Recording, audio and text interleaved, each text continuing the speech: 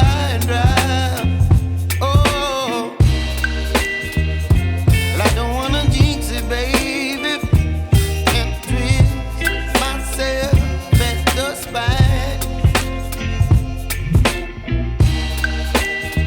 Don't wanna overthink it, baby. It's just twist your body and mine. Baby, you give me ice and fire. You're giving me wind and rain. You're some kind of butterfly. Baby, you give me midnight. You whip up my appetite. Don't leave me here high and dry. Oh, but I don't wanna jinx it, baby. Let's not get ahead of my time. Oh, but I don't. السلام عليكم شباب، شلونكم اخباركم؟ وياكم فيديو جديد اليوم اللي راح يكون المعلومات اللي لازم تعرفوها من خلال الروس انفسهم. فاليوم وياي صديقتي راح تعرف عن نفسها. So welcome. Hello. Can you introduce yourself for the people who will watch the video? Tell me what's your name and what do you work. Okay, my name is Alona and I live in Ekaterinburg, which is one of the largest cities in Russia, and it's located in Urals. About my work, I'm a translator, an interpreter, and a teacher of English and Italian. I have opened my translations agency and we help people with the documents made in any language. Actually, my linguistic path started a long time ago. I've been working in the USA for about 10 years. And then I worked for an Italian power plant, and it was really a great opportunity for me because it was an Italian company, Enel, but it was located in Russia, and we had business trips to Italy, to their power plants, and for me, being a girl that had just graduated from the university, it was a great opportunity. Like all the world was open, all the availabilities and so on. And also I started an Italian speaking club, and we tried to create an atmosphere of easiness there, so people just come, relax, drink tea, eat some tasty food, sometimes we cook something, and chat in Italian.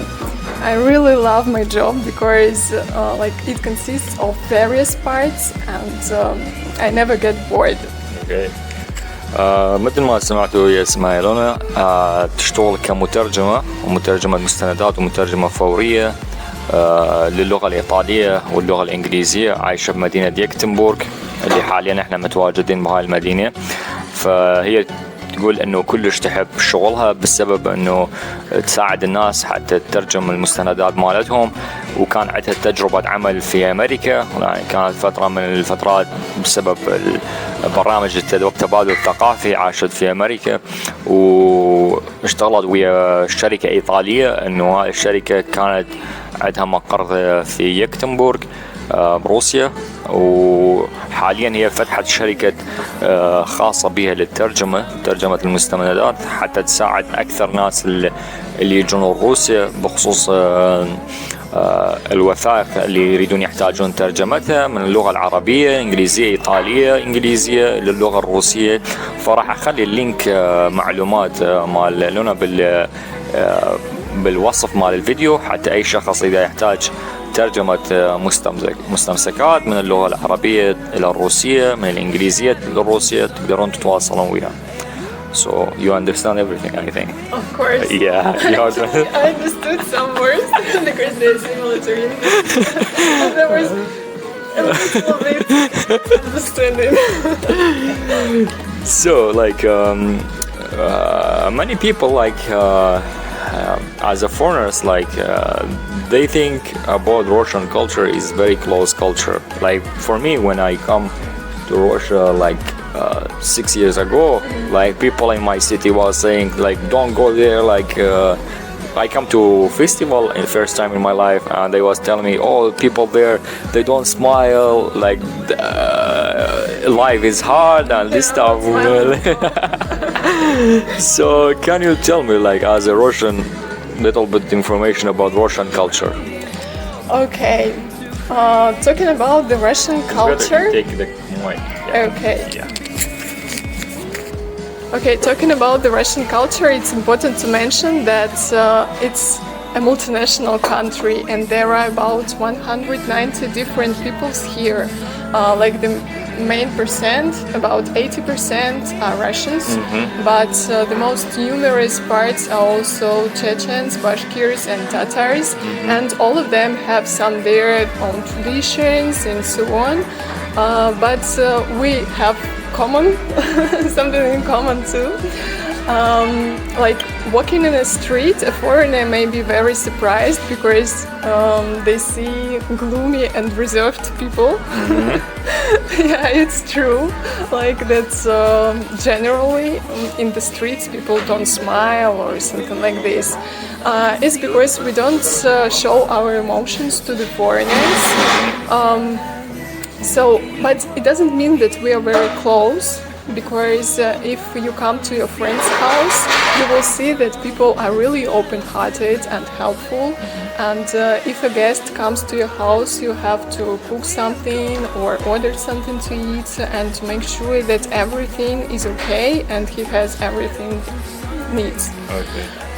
And the guests should also feel themselves as at home always. سؤال لنا على بخصوص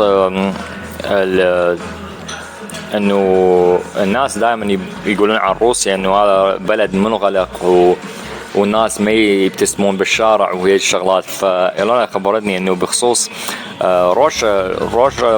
روسيا انه هي دولة متعددة الثقافات، بها ناس من اللي يسموهم التتر الموجودين كازان، جمهورية تترستان وبشكرتستان اللي هم بيست مدينة أوفا وتشيتشينيا، يعني الشيشان، داغستان موجود. فهم متعدد الثقافات، لهذا يخلي روسيا دولة متجانسة وتقبل كل شخص، ودائما مو صح ما يبتسمون بالشارع، يعني من واحد يمشي ما يظهرون مشاعرهم للناس الغربة يعني صراحة.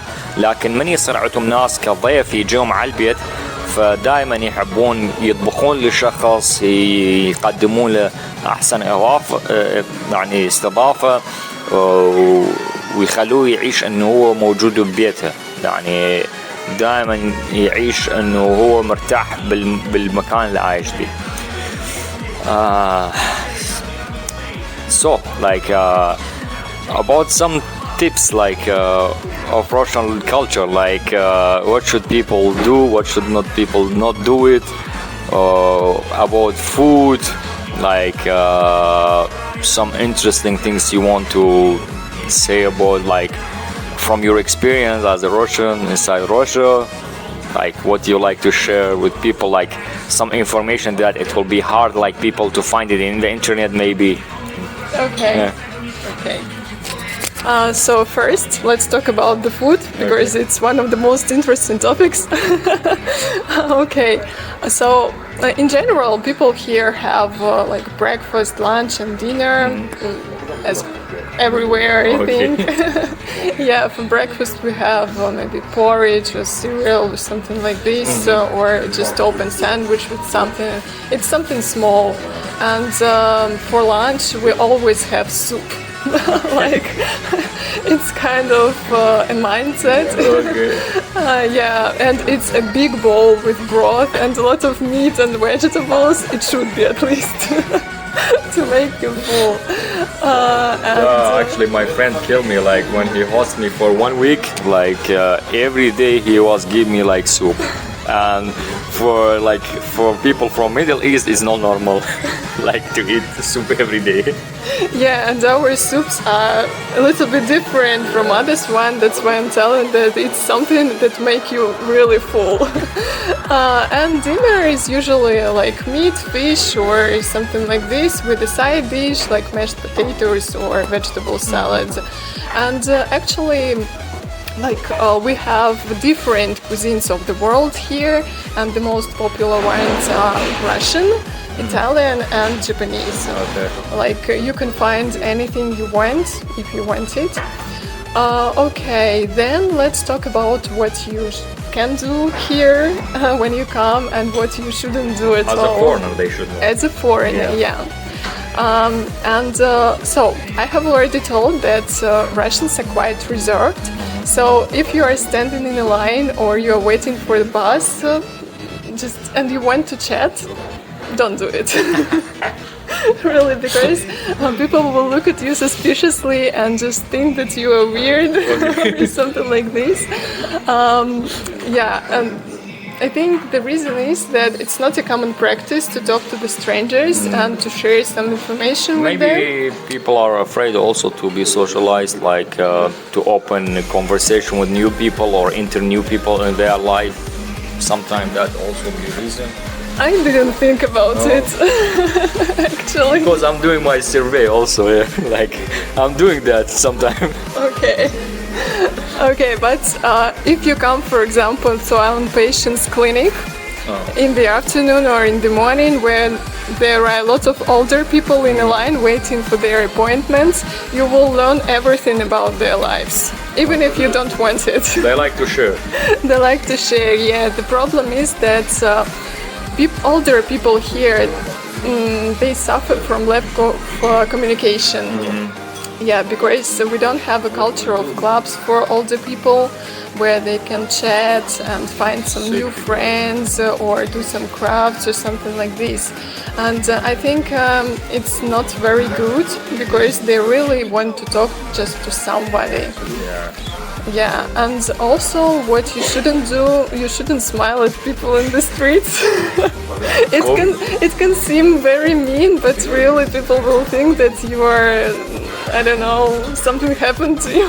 Maybe you are only happy. For me, always they told me don't smile in the street. They feel like you are very happy living. Yeah, I'm happy. Why I not need to smile in the street? Okay, so you can smile in the streets. Okay. Agreed. All right, what else? You shouldn't actually bargain unless you are at a clothes market, for example, because there... I mean in supermarket and this stuff, when the prices is written. Yeah, not only in the supermarket, but if you come to a shopping mall, for example, you shouldn't ask for a discount. If they have a discount, they will tell you. So just do it. For example, if you come to a clothes market, yes, there you can ask for a lower price and maybe even much lower price because their prices initially are artificially high. Okay, but in other places, if you come for a service or you come to some shopping mall, the people don't do it actually. Okay, then you shouldn't touch the babies of other people. It's forbidden. It's not forbidden, but it's not okay because if you ask him it's better, can I touch your baby or hold it? It's not okay. It's not okay. Yeah, even if you see a blonde curly girl which is beautiful and you feel tenderness, just don't do it, please. Don't touch her because their parents will be really, really mad at you. It's not okay. The same relates to pregnant women. You shouldn't touch them. Okay, so what else you shouldn't do? If you are in a situation that you should talk to a policeman. You shouldn't tell jokes to cut the tension because it will only worsen the whole thing. Okay. Yeah, because they don't understand it. And you shouldn't do it really. But it's okay, totally okay to ask for help or ask the way if you are in a bad situation or something, or you don't know where to go. People will try to do their best to look in their phone online where to go. If they don't know it, it's fine. If you are in a bus and you see that there is a child, a pregnant woman or an older person standing, you should offer them a seat, because like it's simple politeness. I think it's everywhere. And we even have special seats for them in buses and trams. And there is a table above the cities, like for older and disabled people. But people don't pay much attention just to this table. Okay. They can sit there, but if they see some child, for example, they should offer a seat. Okay.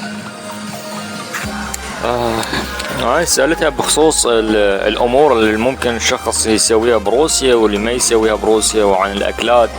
فالأكلات اللي مشهورة يعني بروسيا، يعني أكل بريكفاست، يعني دائما الشخص نفس الشيء، الإفطار يفطر الصبح، يتغدى ويتعشى. الفطور يصير حبوب يعني مع حليب، وعندهم الحنطة السوداء اللي نسميه احنا قليل نستخدم هاي الأمور. والغداء دائما سوب يصير، يعني انواع مختلفه من السوب يكون، والعشاء. ودائما هنا اكو مطابخ موجوده يعني متنوعه، مثل المطبخ الروسي، الايطالي، الياباني. زائدا اكو مطبخ يعني وايد ناس يروحون. I want to add like also Uzbek food is also very popular in Russia. There is a lot of people prefer. Yeah. There are a lot of places where you can try it. Yeah. وبخصوص الامور اللي لازم واحد يسويه وما يسويه، مثلا اذا انت واقف بالشارع بمحطه مال باص، لا تفتح محادثات ويا الناس اللي ما تعرفهم، يعني لا تحكي وياهم، لان راح يشوفوه انه انت مثلا جاي تسوي شيء غريب بالمجتمع. وثاني شيء لا تبتسم بالشارع، هذا هم ينطي معاني هوايه. واذا كنت بمكان يعني موجود وايد ناس اكبر منك، يعني راح تتعرف على هواي امور عن حياتهم، لان هنا الناس الكبار بالعمر ما عندهم الاهتمام الكبير، فيحتاجون دائما واحد يحكي وياهم، لان ماكو فد برامج انه يجمع الناس الكبار مع بعض يحشون مع بعض يسوون فشي. والشيء الاخر الحكي، اذا شفت جاهل بالشارع، if you see child don't touch it. like إذا شفت جاهل بالشارع، لأن حتى إذا كان هذا الجاهل كلش حلو أو الطفلة كانت كلش حلوة، دير بالكم تلمسوا، لأن أهل الطفل راح يكونون كلش عصبين عليكم. وباقي الأمور يعني حتى هي خبرتني عنه إذا كانت أكو مرأة حامل، يعني لا تحاول تلمس المرأة، لأن هم عندهم ثقافة إذا كل شخص قريب يقدر يلمس بطن المرأة الحاملة، هيك ككالتشر كثقافة موجود. أما باقي الأمور يعني أي شخص إذا يريد يحتاج مساعدة بالشارع، فأي شخص يشوفك راح يقدم لك المساعدة من خلال التليفون، راح يشوف راح يساعدك. والنقطة الأخيرة اللي حكيت عليها بخصوص السوبر ماركت والمول، يعني لا تحاول إنه لا تعامل على السعر. فإذا أكو ديسكاونت راح هم قبل يقولوا لك الديسكاونت موجود، اما اذا تحاول تتعامل على السعر بالملابس وهاي الامور راح يشوفوا فشي غريب. بس تقدر اكو مكانات خاصة للملابس، شراء الملابس اللي هي بدون تسعيرة، واحد يقدر يتعامل هناك، يعني يسأل الشخص شنو سعر هاي القطعة، مثلا الكوب هذا ايش قد سعره، بيقول لك مثلا 5000 دينار عراقي او دولار او $3، فتقدر تتعامل بهذا الشيء. So like how is the life cost in Russia? Like as a Russian, how much do you spend per month? Like, can you tell me some information about houses, apartments, like products, like what's your favorite things you buy, like what you spend for cooking and this stuff? Okay, actually, it really depends on many factors and especially on where you live. For example, if you don't have your own flat in Ekaterinburg, you will pay like 20 or 30,000 per rent. Okay. But in Moscow, this price will be much higher, and in small cities, it will be much lower. Cheaper. And also the food, for example, it's about 10,000 rubles per person. But if you don't buy anything special, because lately the prices has risen, and it's not cheap actually. It's changing like every day. Like. Yeah, every day it's changing, but we got used to it. Okay. Then what else? You should add here the payments for community facilities such as water supply, electricity. It's about 5 or 8,000 rubles per month. Yeah, but it can be even higher. Like if you live in a very nice house in a new building, it can be like 20,000 per month. 20,000. Yeah, so it depends really. Then you should add, like, if you have a child, you will pay for school and for some extracurricular activities, and in general, like maybe 10,000 per month, maybe more. Somebody pays less if they don't go to some extracurricular. It depends really. So these are just average prices because everybody chooses what they want and so on. So in general, it's like at least 40,000-50,000 per month, but we add here clothes and so on, so it's much higher. Yeah. سألت بخصوص تكلفة المعيشة يعني كشخص روسي هي ايش قد تصرف تقريبا، فهي خبرتني بخصوص الشقق السكنية.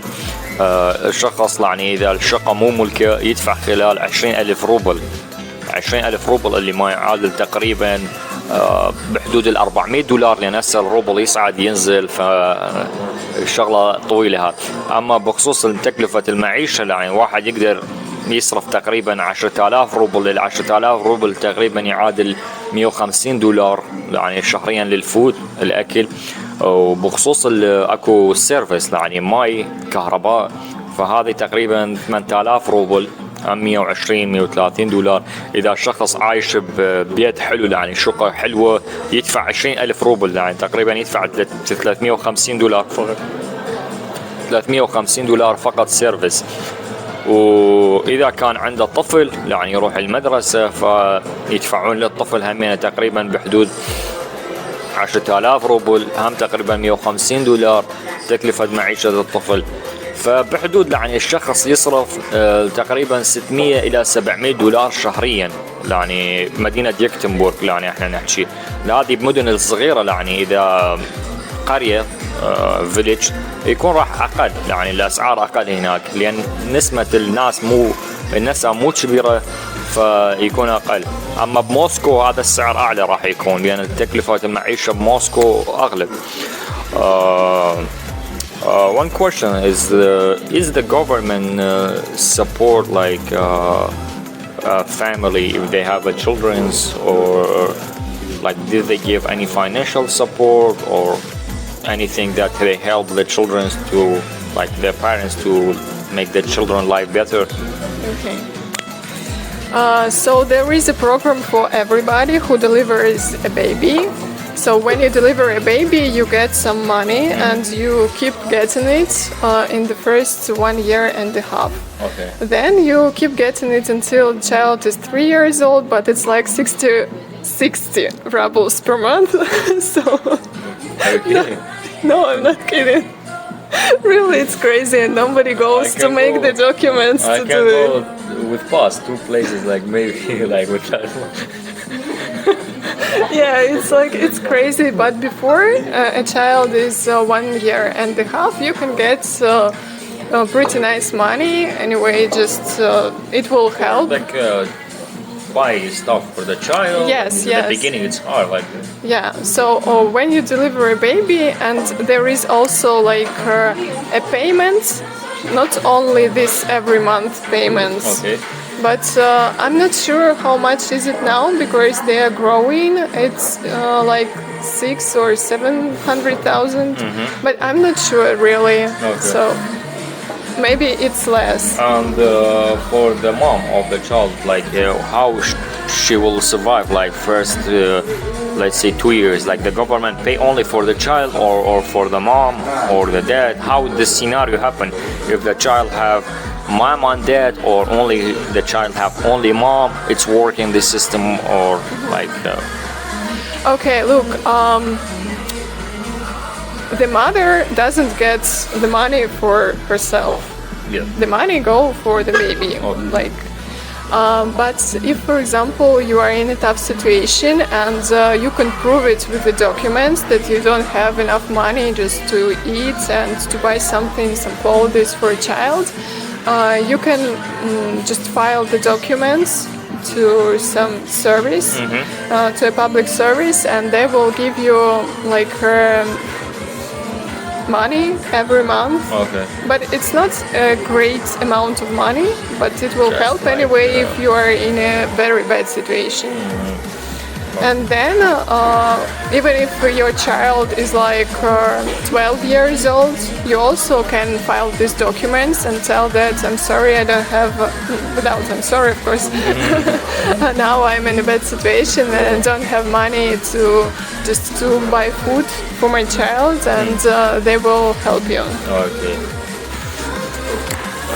أنا سألتها بخصوص هل الحكومة تساعد الناس بخصوص تربية الأطفال، يعني الحكومة هل تدفع فلوس للطفل؟ يعني قالت أكو هذا يعتمد، إذا الطفل أول ما ينولد الحكومة تدفع مبلغ زي يعني تقريبا 700 ألف روبل اللي ما يعادل تقريبا 20 ورقة أو يعني $2000 هيك بهالحدود شهريا للطفل حتى يساعد بالمصاريف مال الطفل كحليب، هذه الأمور واحد يشتري. لكن بعد سنة ونص من الطفل يكبر يقطعون الحكومة راح يدفعون 60 روبل يعني اللي ما يعادل نص دولار، فهذا المبلغ واحد اصلا ما يروح يسوي. لكن اكو حالات اذا الشخص شافه انه هو كلش محتاج، يعني العائله محتاجه، فالام تروح تكتب يعني دوكيمنت انه توقع انه انا احتاج مبلغ مالي للطفل حتى الحكومه توفر له راتب، بس مو راتب كبير، فقط راتب يكفي المعيشه. فهذه الامور يعني صراحة بروسيا كل شيء بالأوراق، يعني لازم يكون عندك أبروف، يعني لازم تبين إنه معيشتك صعبة، كل شيء هنا يعتمد على الدوكيمنت، يعني الأوراق اللي عندك.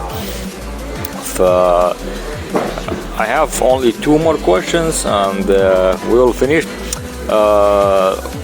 The one question is 2-part, like do you recommend foreigners to live in Russia? And the second part of like what's the interesting about living in Russia, like for you, like you are talented and you know a lot of language, why you stayed here like in Russia, like why you didn't decide to live abroad, like maybe choosing another country.